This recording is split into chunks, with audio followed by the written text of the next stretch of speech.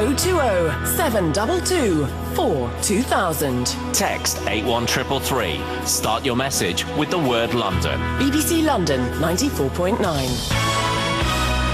Well, it's now 8:39 and an influential right-leaning think tank has described our so-called sink estates as nothing short of a national embarrassment and says that all of the major parties need to make turning them round one of their main priorities over the next 10 years. The group is called Policy Exchange and it says that years of neglect have led to acute social problems that are, and I quote, entrenched and generational. It points to the broader farm estate in Tottenham as being particularly badly affected. Pauline Pierce became known as the Hackney heroine when she stood up to groups of rioters in 2011, and Pauline joins us once again in the studio. Good morning, Pauline. Good morning. So from your experiences in North London, is this report right? Is it accurate? It's bang on, as we would say. You know, it is so bang on. But it's a shame that they have to go into all these reports. I mean, I've been talking about this ever since the riots happened. I've been going on about the state of estates, the way, the conditions people have to live in, how atrocious they are. But I mean, eventually they have to do reports and it all comes out into the open. What are the worst things that people have to deal with then? Well, obviously, there's the fear of gangs within the estates, you know, people feeling that they have to be shut away in a certain, you know, overprotective over their home areas. There's the postcode wars and all of these sort of things that people have to deal with. There is the social violence, the domestic violence. There's so many issues that you just can't possibly touch base with them all. Do you think there's ever a sense in which people feel on those estates somehow they've been put there, plonked there and left there, and they're ring-fenced by their own troubles and no one really cares? Well, kind of, because, you know, this is what I said was part of this, the circle of the postcode wars, because you've got a little estate and someone thought it was a fantastic idea to build the estate, put the doctor's surgery there, the rent office there, community centre to try and create like a mini village almost in London. So everyone's kind of encapsulated in their own little area. So of course, you know, when you go out of that area, you suddenly come involved with another area. There's all these clashes because people aren't familiar with each other. Is there any way to get around this kind of... It's a social apartheid, really, isn't it? Well, it is. It's kind of a separating, and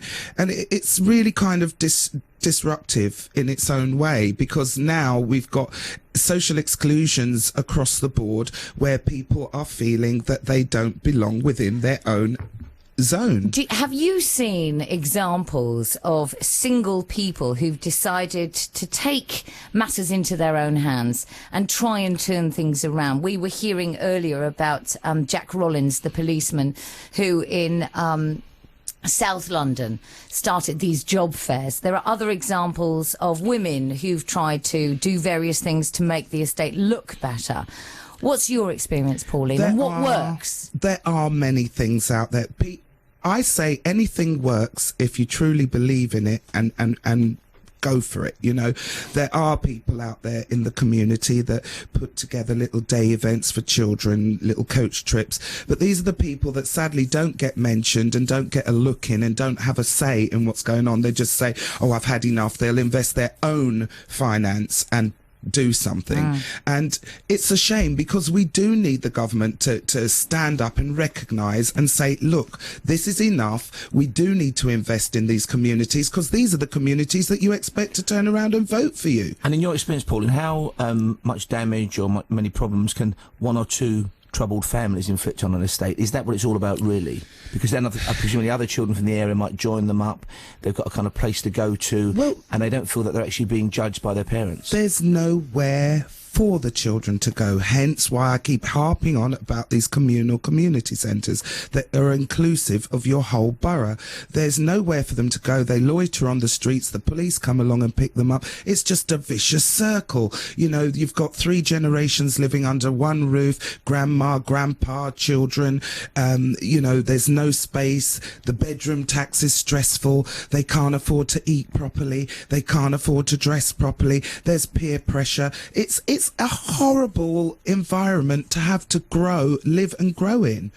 And yet we look ahead to the future and we're seeing, they say, economic recovery, we're out of recession, the economy is booming. We've spoken a lot about the regeneration of Tottenham and Hackney. Is any of that filtering down yet, Pauline, do you think? The trickling effect that we heard of, it's supposed to be trickling from the top and making its way through. No.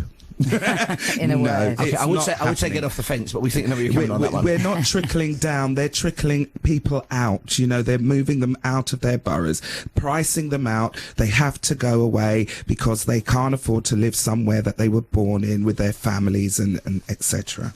Pauline, what do you think is the single most important thing that the government or your local council can do? People say it's not so much about investing money, but money is a big issue because these people haven't got money. So they do need to invest in the areas in a positive way.